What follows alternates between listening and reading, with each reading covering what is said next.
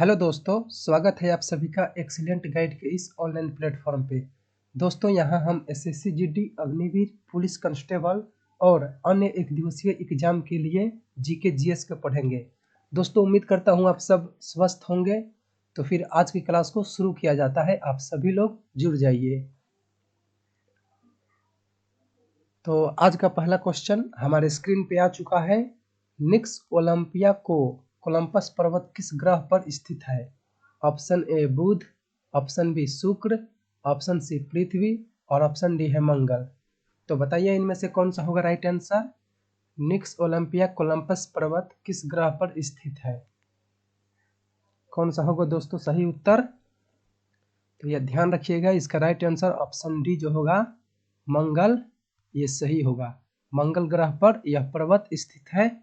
ठीक है। यदि बुध की बात की जाए तो ये सूर्य के सबसे निकट का ग्रह है। सबसे निकट का ग्रह, निकट का ग्रह। और शुक्र को हम लोग भोर का तारा या शाम का तारा कहते हैं। पृथ्वी को क्या कहें? पृथ्वी जो है इसको नीला ग्रह कहते हैं। नीला ग्रह। ठीक है, यहां तक तो क्लियर। चलिए फिर नेक्स्ट क्वेश्चन देखते हैं। प्रश्न संख्या 2 हमारे सामने है। सूर्य की सतह पर हाइड्रोजन के अलावा दूसरा कौन सा तत्व बहुतायत में पाया जाता है? ऑप्शन ए है हीलियम, ऑप्शन बी है नियोन, ऑप्शन सी है आर्गन और ऑप्शन डी है ऑक्सीजन। तो बताइए यहाँ पे कौन सा होगा राइट आंसर। सूर्य की सतह पर हाइड्रोजन के अलावा दूसरा कौन सा तत्व बहुतायत में पाया जाता है? तो ध्यान रखिएगा, यहाँ पे आपका ऑप्शन नंबर ए जो होगा राइट आंसर होगा। हीलियम जो होगा सही उत्तर होगा। चलिए फिर नेक्स्ट क्वेश्चन देखते हैं। प्रश्न संख्या 3, पृथ्वी के सबसे निकट स्थित ग्रह है। ऑप्शन ए बुध, ऑप्शन बी शुक्र, ऑप्शन सी मंगल और ऑप्शन डी है बृहस्पति। तो कौन सा होगा इसका राइट आंसर? पृथ्वी के सबसे निकट स्थित ग्रह है, कौन सा होगा दोस्तों? तो यहाँ पे आपका ऑप्शन बी होगा राइट आंसर, शुक्र। देखिए यहाँ पे पूछा गया है पृथ्वी के सर्वाधिक निकट, सूर्य के सबसे निकट, सूर्य के सबसे निकट, सूर्य के सबसे निकट पूछा जाए तो ध्यान रखिएगा बुध, और पृथ्वी के सबसे निकट शुक्र। ठीक है, समझ गए। चलिए फिर नेक्स्ट क्वेश्चन देखते हैं। प्रश्न संख्या 4, केंद्रीय आलू अनुसंधान केंद्र कहाँ स्थित है? Option A Shimla Himachal Pradesh, option B Ranchi Jharkhand, option C Pusa Bihar, option D है मुंबई महाराष्ट्र। तो यहाँ पे कौन सा होगा राइट आंसर? केंद्रीय आलू अनुसंधान केंद्र कहाँ स्थित है? तो दोस्तों प्रश्न संख्या 4 का सही उत्तर ऑप्शन ए होगा शिमला। शिमला आपका यहाँ पे करेक्ट हो जाएगा। चलिए फिर नेक्स्ट क्वेश्चन देखते हैं। तो प्रश्न संख्या 5, मक्का का मूल स्थान है। Option A Bharat, option B चीन, ऑप्शन सी अमेरिका और ऑप्शन डी है ब्राजील। तो यहाँ पे कौन सा राइट आंसर होगा? 4 कंट्री के नाम दिए गए हैं और मक्का का मूल स्थान पूछा गया है। तो बताइए कौन सा हो जाएगा राइट आंसर। तो आपका मक्का का जो मूल स्थान है वो अमेरिका है, यूएसए। इस बात को ध्यान रखिएगा। भारत में सर्वाधिक चाय का उत्पादन होता है, चाय का उत्पादन। और चीन में चावल और गेहूं दोनों में चीन आगे है। चावल और गेहूं में चीन सबसे आगे है। और ब्राजील की बात की जाए तो ब्राजील में सबसे ज़्यादा कॉफ़ी या कहवा भी बोलते हैं, तो ये सर्वाधिक होता है। ब्राजील में जो कहवा के मैदान होते हैं उनको फेजेंडा कहा जाता है। फेजेंडा। ठीक है, समझ गए। चलिए फिर नेक्स्ट क्वेश्चन देखते हैं। प्रश्न संख्या 6 हमारे सामने आ चुका है। निम्न में से कौन चावल की किस्म है? Option A Ratna, option B Jamuna, option C Kaveri और ऑप्शन डी है उपर्युक्त सभी। तो यहाँ पे कौन सा हो जाएगा राइट आंसर बताइए आप लोग। निम्न में से कौन चावल की किस्म है? कौन सा होगा दोस्तों? तो देखिए यहाँ पे रत्ना भी होगा, जमुना भी होगा, कावेरी होगा, तीनों होगा। तो यहाँ पे आपका ऑप्शन डी उपयुक्त सभी राइट हो जाएगा। चलिए फिर नेक्स्ट क्वेश्चन देखते हैं। तो प्रश्न संख्या 7 हमारे सामने, गुलाबी क्रांति का संबंध है ऑप्शन ए खाद्य उत्पादन से, ऑप्शन बी झींगा मछली से, ऑप्शन डी अंडा उत्पादन से, और ऑप्शन डी है खनिज तेल से। तो बताइए यहाँ पे कौन सा होगा राइट आंसर? गुलाबी क्रांति का संबंध किससे है? तो दोस्तों ध्यान रखिएगा, यहाँ पे आपका झींगा उत्पादन राइट हो जाएगा। और अंडा उत्पादन जो है ये किस क्रांति का संबंध बताता है? तो रजत क्रांति, रजत क्रांति का संबंध अंडा उत्पादन से है। ठीक है। खाद्य उत्पादन तो आप जानते हैं हरित क्रांति, हरित क्रांति। ठीक है। चलिए फिर नेक्स्ट क्वेश्चन देखते हैं। प्रश्न संख्या 8, चावल का कटोरा किस राज्य को कहा जाता है? ऑप्शन ए है पश्चिम बंगाल, ऑप्शन बी है बिहार, ऑप्शन सी है छत्तीसगढ़ और ऑप्शन डी है मध्य प्रदेश। तो बताइए यहाँ पे कौन सा राइट आंसर होगा? 4 स्टेट दिए गए हैं और पूछा गया है चावल का कटोरा किस राज्य को कहा जाता है। कौन सा होगा दोस्तों? तो चावल का कटोरा जो है वो छत्तीसगढ़ को कहा जाता है। इस बात को ध्यान रखिएगा। मध्य प्रदेश को सोयाबीन का प्रदेश कहा जाता है। सोयाबीन, सोयाबीन का प्रदेश, मध्य प्रदेश को सोयाबीन का प्रदेश कहा जाता है। और चावल का कटोरा आपका छत्तीसगढ़ हो गया। चलिए फिर नेक्स्ट क्वेश्चन देखते हैं। तो प्रश्न संख्या 9 हमारे सामने, राष्ट्रीय जलमार्ग संख्या 1 किस नदी पर है? ऑप्शन ए गंगा नदी, ऑप्शन बी ब्रह्मपुत्र नदी, ऑप्शन सी सिंधु नदी और ऑप्शन डी है बराक नदी। तो बताइए यहाँ पे कौन सा होगा राइट आंसर? कौन सा होगा दोस्तों बताइए? राष्ट्रीय जलमार्ग संख्या 1 किस नदी पर है? तो ध्यान रखिएगा ये है गंगा नदी पर।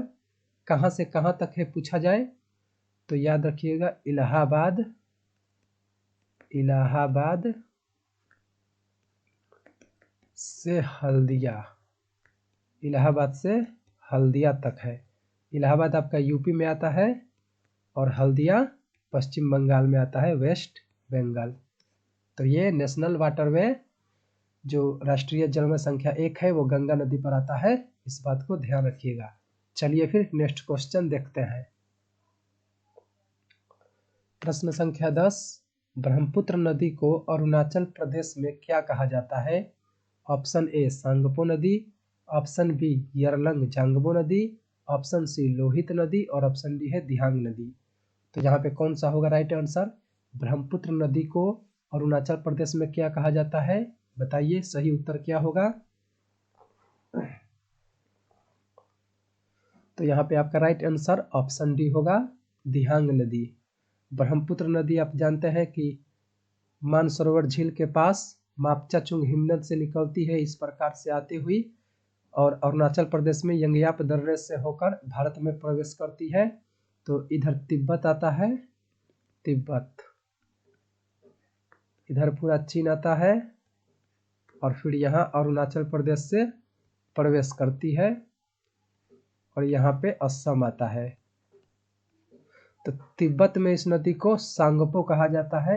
महत्वपूर्ण है, ध्यान रखिएगा। शाम को सांगपो, सांगपो हो जाएगा। यरलंग जांगबो जो है वो चीन में कहा जाता है, यरलंग जांगबो चीन में। और दिहांग नदी तो हो गया अरुणाचल प्रदेश में। असम में इसको ब्रह्मपुत्र के नाम से जाना जाता है, उसके पहले अलग नाम से जाना जाता है। और यही यदि बांग्लादेश में चली जाएगी तो इसको जमुना कहा जाएगा, जमुना। तो इस प्रकार से आपका क्वेश्चन 10 का सही आंसर दिहांग नदी हो जाएगा। चलिए फिर नेक्स्ट क्वेश्चन देखते हैं। प्रश्न संख्या 11, हुमायूं नामा पुस्तक के लेखक कौन है? Option A Abul Fazal, option B Gulbadan Begum, option C Firdausi और ऑप्शन डी है सूरदास। तो बताइए कौन सा होगा राइट आंसर? प्रश्न संख्या 11 का सही उत्तर कौन सा हो जाएगा दोस्तों? हुमायूं नामा पुस्तक के लेखक। तो यहाँ पे आपका ऑप्शन बी करेक्ट हो जाएगा, गुलबदन बेगम। अबुल फजल की बात की जाए तो इन्होंने अकबरनामा लिखा था, अकबरनामा, अकबरनामा। फिरदौसी की बात की जाए तो ये शाहनामा लिखा था, शाहनामा। ठीक है, तो यहाँ पे आपका ऑप्शन भी होगा करेक्ट, गुलबदन बेगम। चलिए फिर नेक्स्ट क्वेश्चन को समझते हैं। प्रश्न संख्या 12 हमारे स्क्रीन पे है। निम्न में से किसे लौह पुरुष कहा जाता है? ऑप्शन ए है सरदार वल्लभ भाई पटेल, ऑप्शन बी है भगत सिंह, ऑप्शन सी है रविंद्रनाथ टैगोर और ऑप्शन डी है जयप्रकाश नारायण। तो यहाँ पे कौन सा होगा राइट आंसर? 4 व्यक्ति है और इनमें से किन्हें लौह पुरुष कहा जाता है, आपको बताना है कौन सा होगा राइट आंसर। तो ध्यान दीजिएगा दोस्तों, यहाँ पे ऑप्शन ए जो होगा राइट होगा। ठीक है, और भगत सिंह को शहीद ए आजम उपाधि भी दी गई है, या इन्हें इस नाम से भी जाना जाता है, उपनाम शहीद ए आजम। ओके, जयप्रकाश नारायण की बात की जाए तो इन्हें लोकनायक भी कहा जाता है, लोकनायक। बिहार के रहने वाले थे जयप्रकाश नारायण। तो यहाँ तक तो क्लियर हो गया दोस्तों। चलिए फिर नेक्स्ट क्वेश्चन को देखते हैं। प्रश्न संख्या 13 हमारे सामने आ चुका है। रेड क्रॉस की स्थापना किसने की थी? Option A Garibaldi, option B Woodrow Wilson, option C Henry Dunant और ऑप्शन डी है वेडन पावेल। तो यहाँ पे कौन सा हो जाएगा राइट आंसर?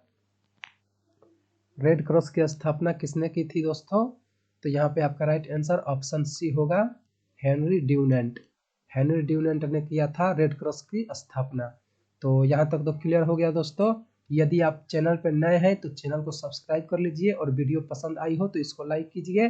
तो फिर चलिए फिर नेक्स्ट क्वेश्चन को देखते हैं। प्रश्न संख्या 14 निम्न में से किन्हें लोकनायक कहा जाता है? अभी मैंने बताया आपको, प्रश्न आ भी गया। ऑप्शन ए है जयप्रकाश नारायण, ऑप्शन बी बाल गंगाधर तिलक, ऑप्शन सी चित्तरंजन दास और ऑप्शन डी है लाला लाजपत राय। तो यहाँ पे कौन सा होगा दोस्तों सही उत्तर? निम्न में से किन्हें लोकनायक कहा जाता है?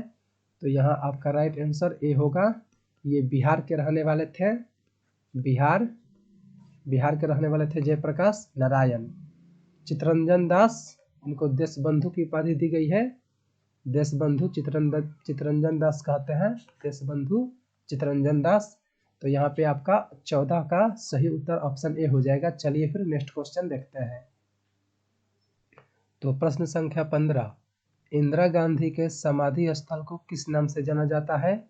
Option A Rajghat, option B Shantivan, option C Shakti Sthal और ऑप्शन डी है समता स्थल।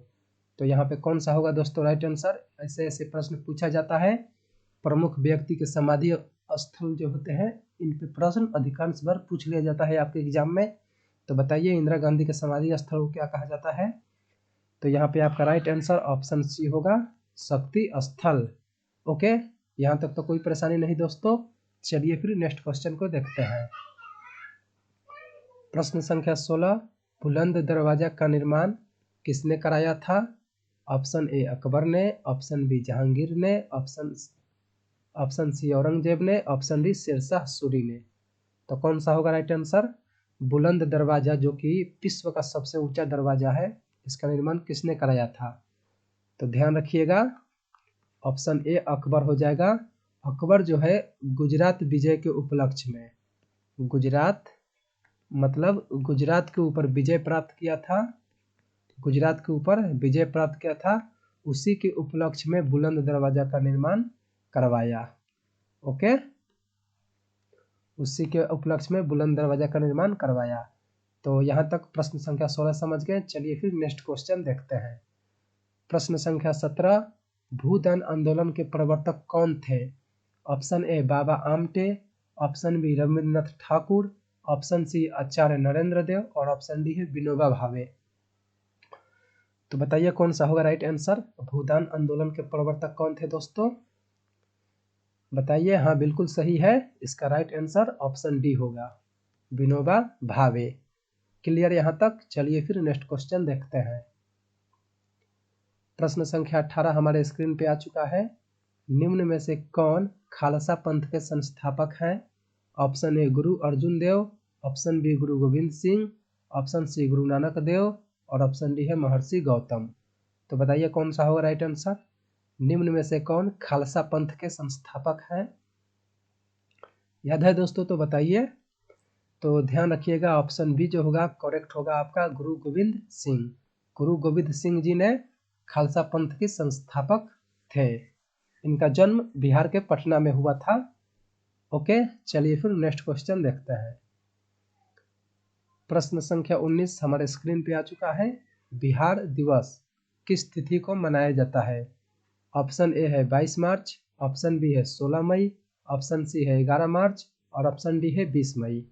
तो बताइए कौन सा होगा राइट उत्तर, कौन सा होगा दोस्तों? सही उत्तर बताइए। बिहार दिवस किस तिथि को मनाया जाता है?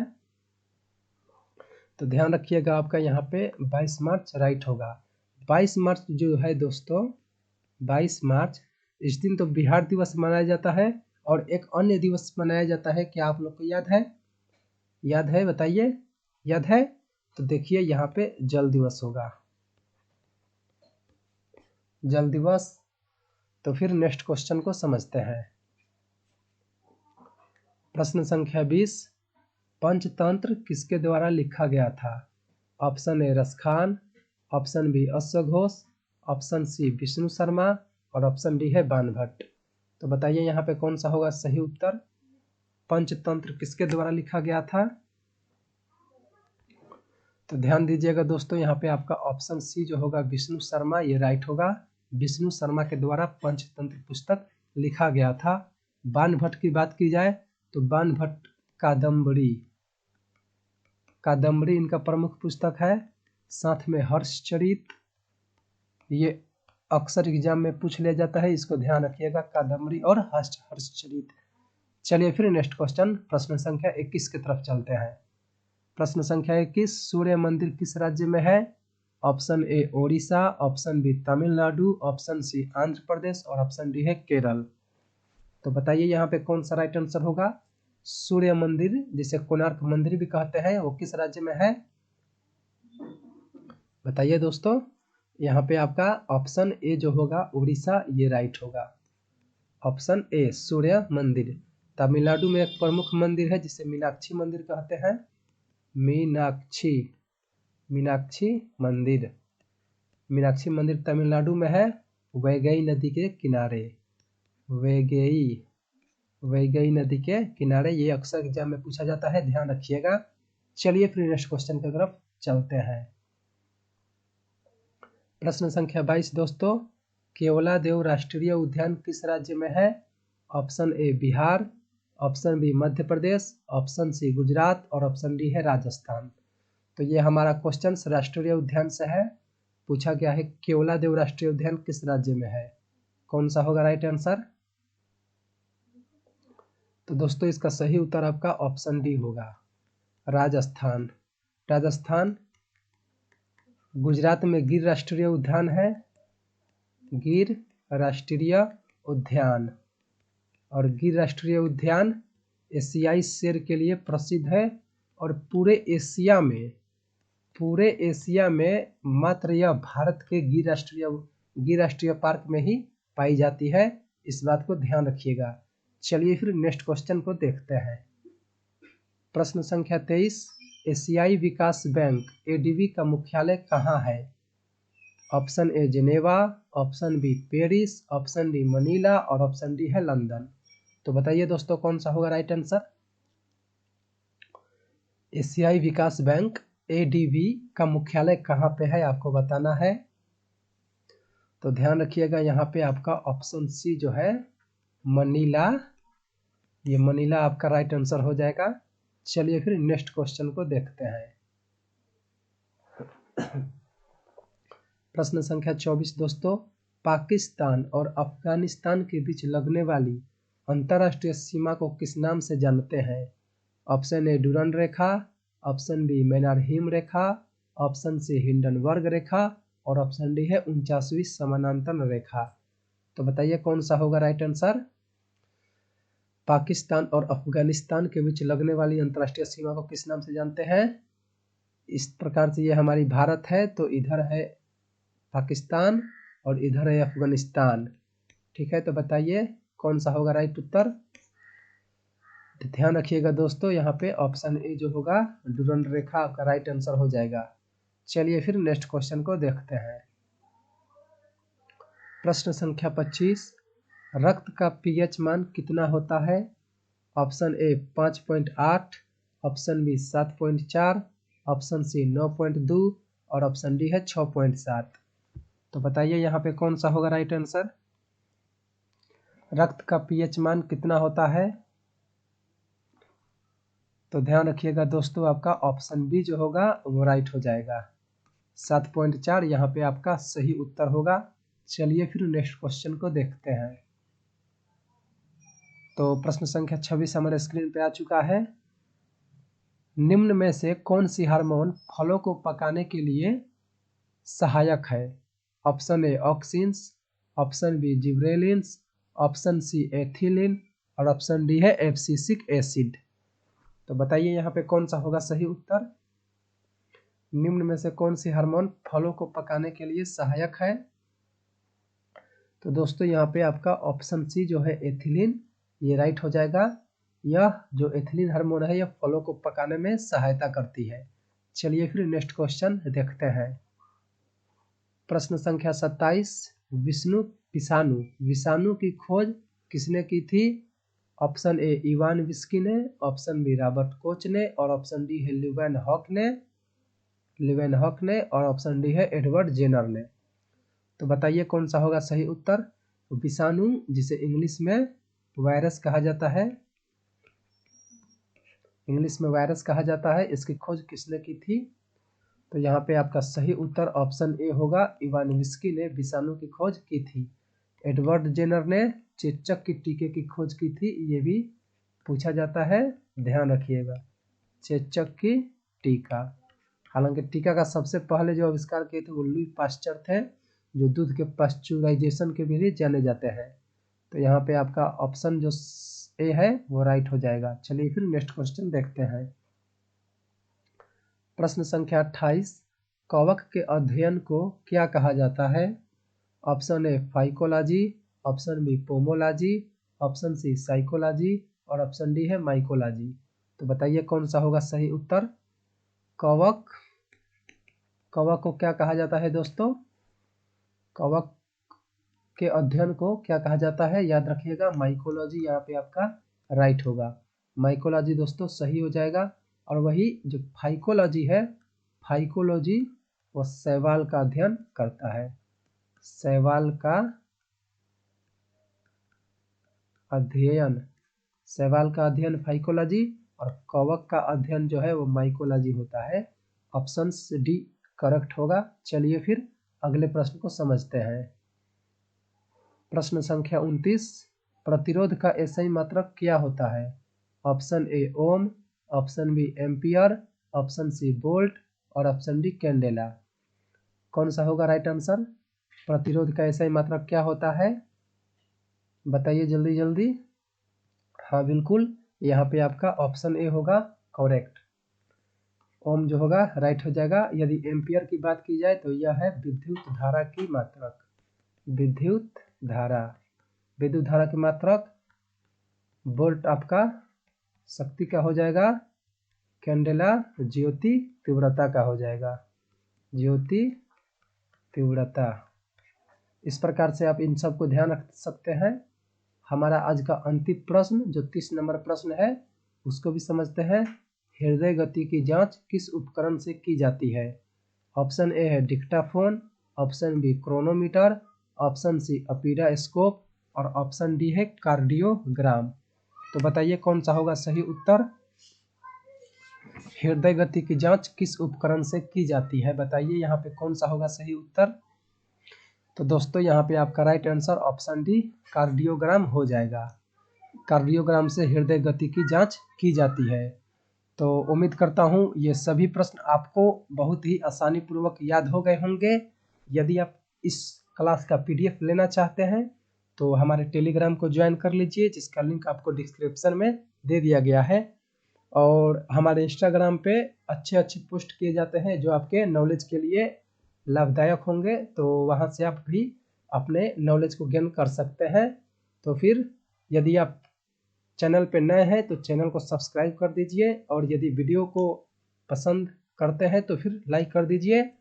यदि कोई कमी हो क्लास में तो उसको कमेंट बॉक्स में बताइए, हमारी टीम की तरफ से उसको ज़रूर ठीक किया जाएगा। उम्मीद करता हूँ आप सभी स्वस्थ होंगे। तो आज की क्लास को यहीं पे समाप्त करते हैं। आप सभी लोगों को जुड़ने के लिए धन्यवाद।